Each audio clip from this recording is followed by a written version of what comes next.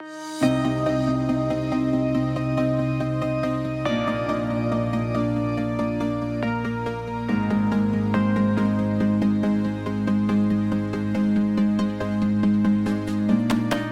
this is your host, Renata Ortega.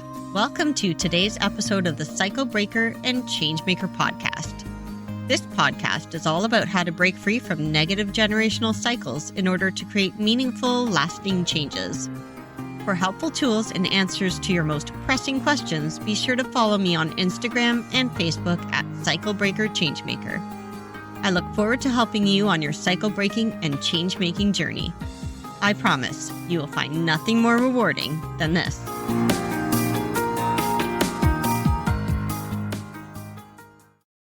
Hello, and welcome back to the Cycle Breaker and Changemaker podcast. If you've been following along, you know that we are diving deep into the 5 F's of trauma response. In the last episodes, we explored fight, flight, and freeze, how they develop, how they show up in daily life, and what we can do to manage them. Today, we are moving on to the 4th response, fawn. The fawn response is often overlooked because it disguises itself as kindness, helpfulness, and being accommodating. But beneath the surface, it is a survival mechanism driven by fear. If you've ever struggled with setting boundaries, prioritized other people's needs over your own, or felt like your worth was tied to how much you do for others, this episode is for you. Let's break down what the fawn response really is, how it manifests in daily life, and most importantly, how we can learn to shift out of it and reclaim our sense of self. So, what exactly is the fawn response? The fawn response occurs when the brain perceives danger and determines that appeasing the threat is the safest way to survive. Instead of fighting, fleeing, or freezing, someone in a fawn state will prioritize keeping the peace, often at their own expense. Fawning can develop in childhood, particularly in environments where expressing needs, opinions, or emotions led to conflict, neglect, or rejection. As adults, those with the dominant fawn response may find themselves in relationships or workplaces where they overexerted themselves, suppressed their true feelings, and struggle with self-worth. How does the fawn response show up in everyday life? Fawning can manifest in many ways. Here are some common signs. People-pleasing. You go out of your way to make others happy, even if it means sacrificing your own needs. Difficulty setting boundaries. Saying no feels impossible, and you often feel guilty when you do. Over-apologizing. You find yourself saying sorry excessively, even when you haven't done anything wrong. Fear of conflict. You avoid confrontation at all costs, even if it means accepting mistreatment. Losing your own identity. You shape your personality around what others want from you, rather than being your true self. Fawning can feel like being trapped in a cycle of trying to gain approval, but it often leaves people feeling drained, resentful, and disconnected from their own needs. So why does the fawn response develop? The fawn response often originates in environments where asserting oneself was not safe. Children who grew up with emotionally unavailable, critical, or abusive caregivers may have learned that being agreeable was the best way to avoid punishment or neglect. In adulthood, this response can persist, making individuals feel like they have to earn love and acceptance by being selfless. Many fawners struggle with self-worth, believing that they must constantly prove their value through acts of service or compliance.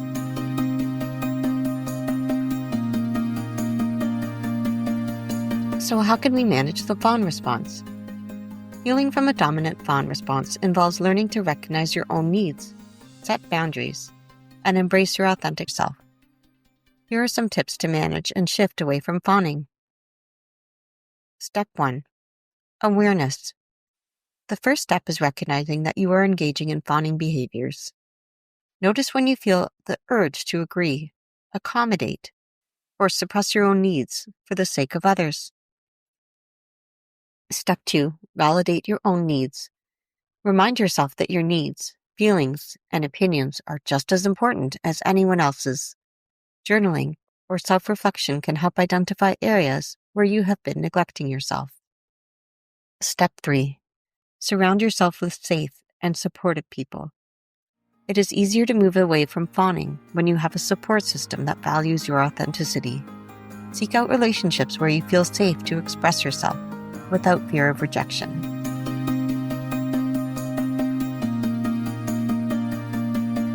Here's my experience with the Fawn Response. For much of my life, I thought being agreeable and helpful was the way I should act. I prided myself on being someone people could rely on, someone who never caused conflict. But over time, I started to realize that I was constantly suppressing my own needs, opinions, and desires just to maintain peace. I would apologize for things that weren't my fault, overcommit to tasks that I didn't have time for, and feel responsible for other people's emotions. It wasn't until I learned about the Fawn Response that I realized I wasn't just being nice. I was stuck in a survival pattern. Learning to say no, setting boundaries, and validating my own needs was a difficult but necessary process. Over time, I found that the relationships and friendships that truly mattered didn't fall apart when I stopped fawning. They actually became healthier and more balanced.